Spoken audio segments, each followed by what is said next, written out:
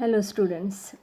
There are variety of microorganisms like algae, fungi, bacteria, viruses, protozoans, nematodes and their products that exhibit beneficial activities which are used for welfare of humans in regard to food, health, industry, agriculture, medicine, biocontrol.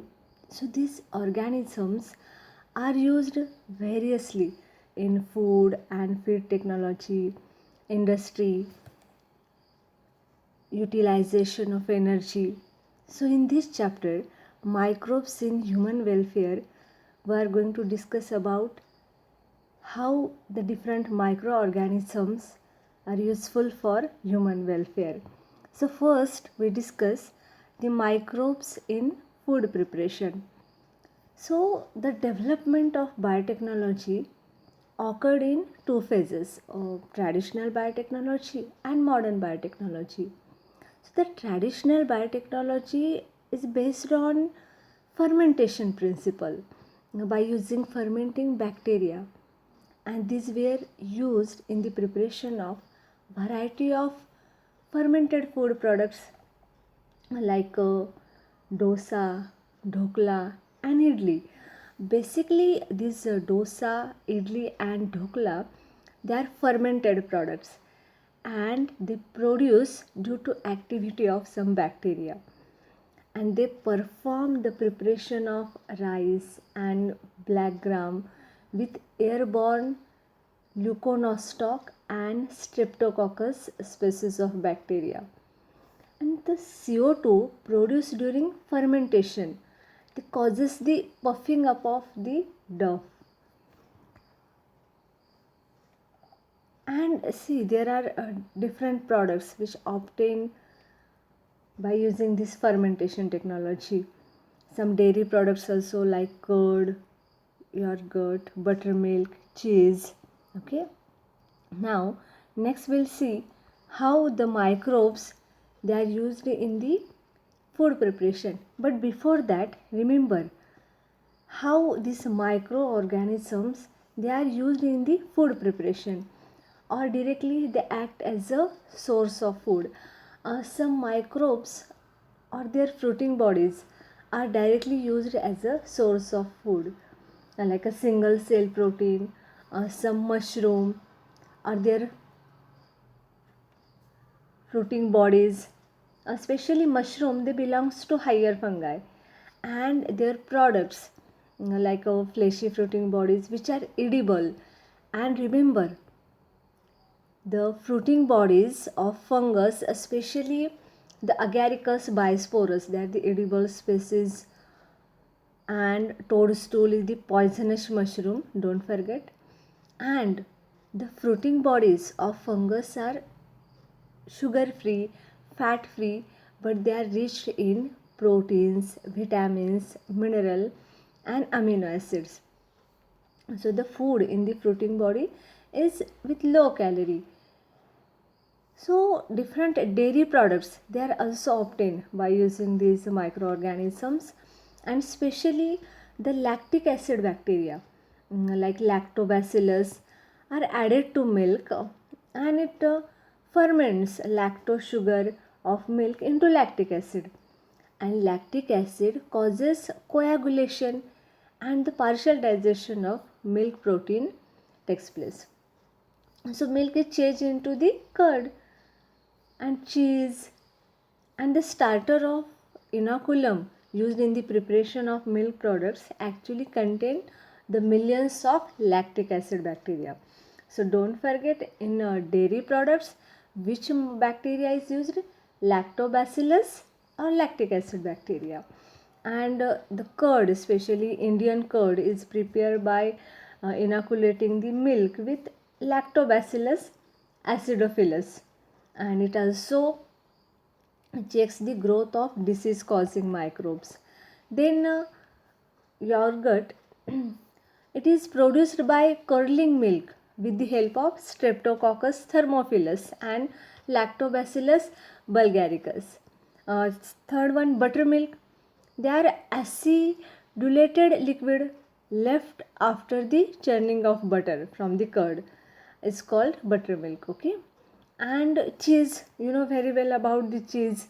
The milk is coagulated with lactic acid bacteria, and the curd form is filtered to separate way. Okay, so the solid mass is ripened with the growth of mold, and that develops flavor in it. So you know the different varieties of cheese, because of the flavor and texture and taste, they are developed by the different specific microbes. Okay, so now next we'll discuss the microbes in industrial production. So during fermentation, the variety of products like alcoholic beverages, organic acid, different vitamins, growth hormones, enzyme, antibiotics are prepared. So before that, remember, these are actually the secondary metabolites produced during the ideo phase, and they are not required by microorganism for their growth. And the type of substrate and the type of microorganism, they result into a production of particular secondary metabolites also. Remember one more thing. So now listen about the microbes in industrial production. So the production on an industrial scale, they requires growing microbes in very large vessels called as fermenters. And the main function of fermenter is to provide a controlled environment for a growth of microorganism or a defined mixture of microorganism to obtain the desirable product. So the first, this alcoholic beverages, see, this alcoholic beverages is a liquid. Beverages means what? Listen carefully. Beverages is a liquid used or prepared for drinking, like tea, coffee, beer, wine, which act as a stimulant. See, these alcoholic beverages, or especially the beverages means a liquid, or they are prepared for drinking, like a tea, coffee, beer, wine, which act as a stimulant. And these alcoholic beverages are the products of alcoholic fermentation of specific substrate, and the microbes, especially yeast, they have been used from time immemorial for the production of these beverages like wine, beer, whiskey, brandy, or rum. And for this purpose, the yeast, and remember the scientific name of yeast, see, the Saccharomyces cerevisiae. So this Saccharomyces cerevisiae is used for fermenting malted cereals and fruit juices to produce ethanol. And among the beverages, remember, wine and beer are produced without distillation, whereas the whiskey, brandy, and rum are distilled beverages. Okay, and basically, remember the diagram of this tubular tower fermenter. So this tubular tower fermenter is used for large scale production of alcohols, and the several traditional drinks and foods are also made through the fermentation by yeast. Today, a traditional drink of coastal region, I think in South India, is made by fermenting the sugar sap, the extracted from the palm plants and coconut palm. And the famous wine of Goa, the traditionally known as Feni, is made by the fermenting fleshy pedicels of cashew fruits. So now next we'll discuss the production of organic acids, means how the microbes are used for the commercial and industrial production of organic acid.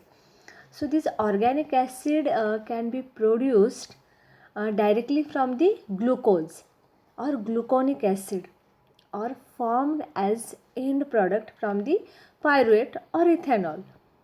And remember the different organic acid and their microbial source. First, the citric acid the microbial source is Aspergillus niger, and the microbial source of gluconic acid is same Aspergillus niger, and the microbial source of fumaric acid is the Rhizopus rhizus. And this acetic acid or vinegar, the microbial source, that the Acetobacter aceti. And don't forget this vinegar, use of this vinegar, they are used for their commercial uses of this vinegar. Remember, they are used for the preservation processes, means for the preservation of n number of products.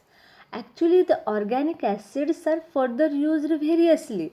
For example, the citric acid is used in the uh, confectionery, fumaric acid in resins as a wetting agent. So this gluconic acid, they are used in the medicine for solubility. Then next we'll discuss the production of vitamins. Okay, so remember, vitamins, they are some organic nitrogenous compounds which are capable of performing many life sustaining functions inside our body.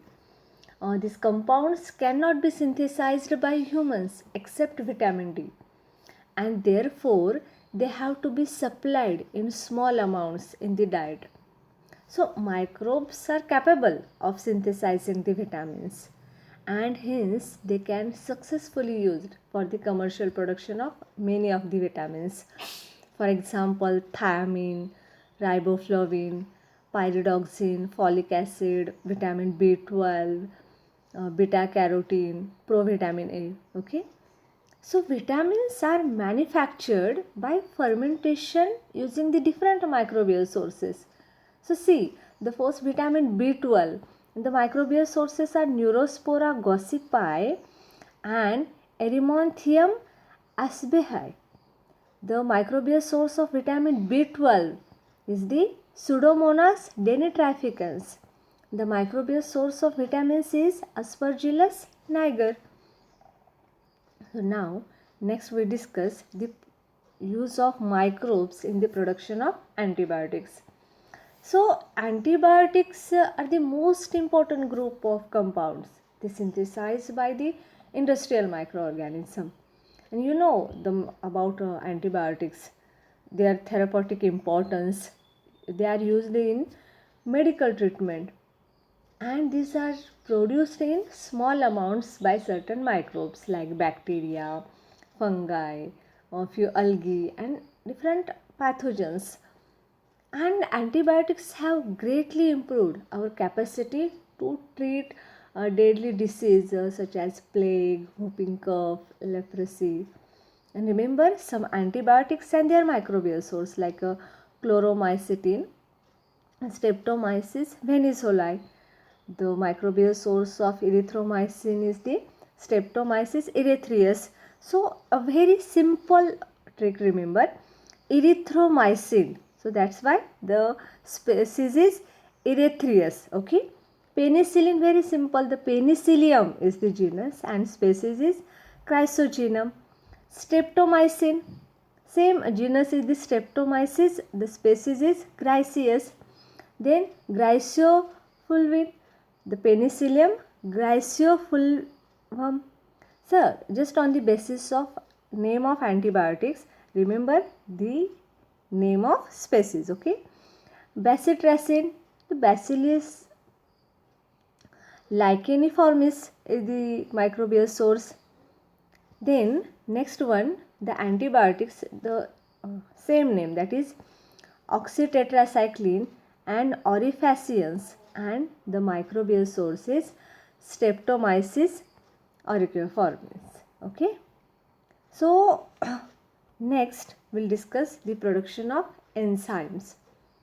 So remember, in living beings, enzymes play a key role, and in 11th science, in the chapter biomolecules, you know very well about the enzymes, means what is mean by enzyme and the classification of enzyme.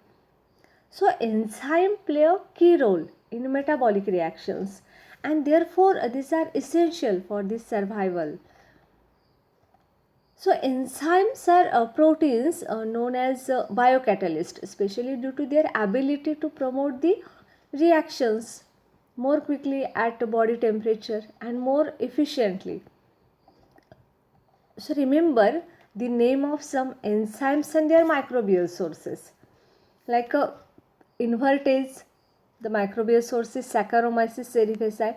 So this Saccharomyces cerevisiae, don't forget, it is the scientific name of yeast. They are also used in the fermentation process. Then microbial source of pectinase is Sclerotiana libertini and Aspergillus niger also. Then next one, the microbial source of lipase is Candida lipolactea, and the microbial source of cellulose is the Trichoderma conigi. Okay. Now last one, remember about the gibberellin. So gibberellin is a group of growth hormones. They are mainly produced by higher plants and fungi to promote the growth by stem elongation. And the first gibberellin was isolated by two Japanese scientists, Yabuta and Sumiki, in 1938 from the rice seedling infected with the fungus Gibberella fusicori.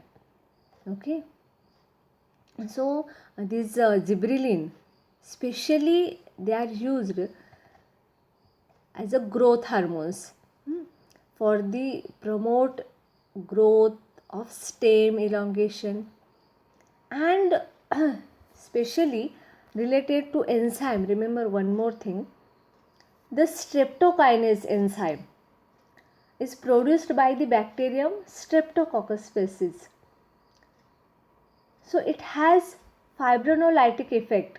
So just additional point, remember it. Okay. And about the gibberellin, there are 15 different types of gibberellin have been isolated, and the gibberellin have many practical applications. They are used to induce parthenocarpy in apple, pear, okay, and they are used in breaking the seed dormancy. They inducing flowering in long day plants. They are also used in enlarge the size of fruit grapes. Okay, so remember the uses of microbes in different field. The first one in industrial production, then production of organic acid, production of vitamins, then production of antibiotics, production of enzyme, and this last the production of gibberellin production. Okay, because in the chapter the enhancement of food production, only the subtopics microbes in human welfare is for evaluation. Okay. Now the remaining part, microbes in sewage treatment and microbes in energy generation, will discuss in next video. Okay. Thank you.